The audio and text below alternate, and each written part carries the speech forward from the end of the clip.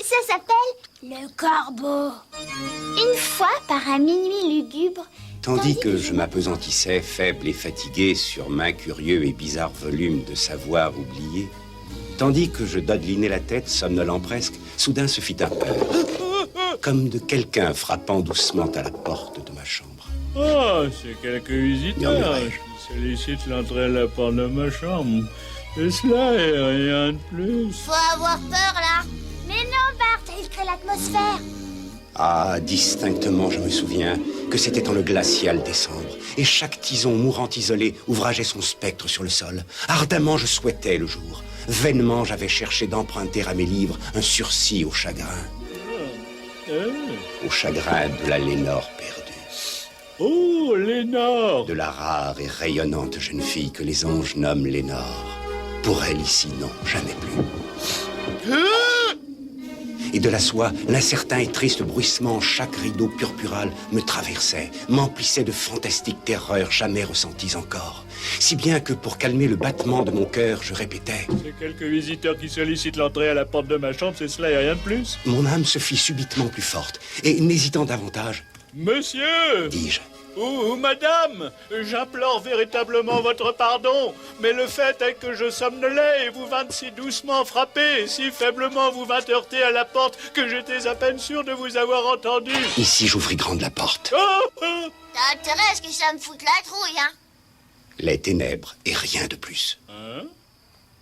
C'est tout? Les ténèbres et rien de plus? Attends! Bah, il s'est pas foulé. Rentrant dans la chambre, toute l'âme en feu, j'entendis bientôt un heurt, en quelque sorte plus fort qu'auparavant.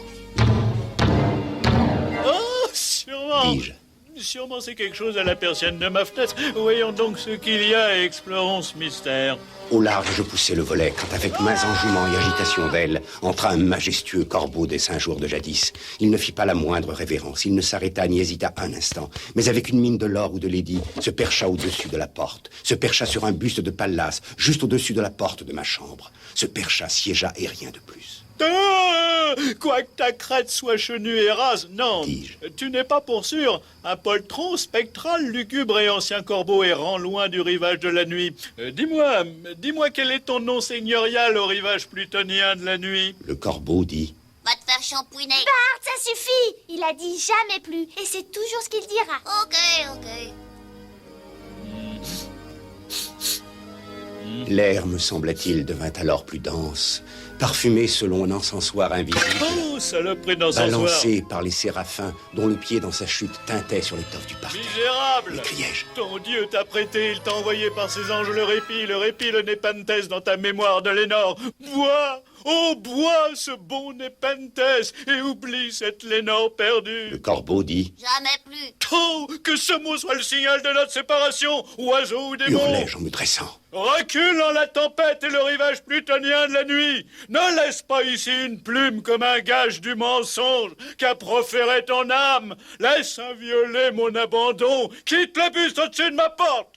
Ôte ton bec de mon cœur et jette ta forme loin de ma porte. Le corbeau dit... Jamais plus. Ôte ton bec de mon cœur et jette ta forme loin de ma porte. Le corbeau dit... Jamais plus. Espèce de... Oh! Ici, mon petit corbeau. Oh! Fiche le camp maintenant.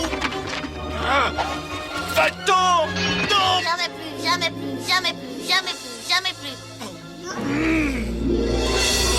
Ah! Va-t'en! Oh, non! Oh! Et le corbeau s'envoltait, siège encore sur le buste de Pallas, juste au-dessus de la porte de ma chambre. Et ses yeux ont toute la semblance des yeux d'un démon qui rêve. Et la lumière de la lampe ruisselant sur lui projette son ombre à terre. Et mon âme de cette ombre qui gît, flottant à terre, ne s'élèvera jamais plus.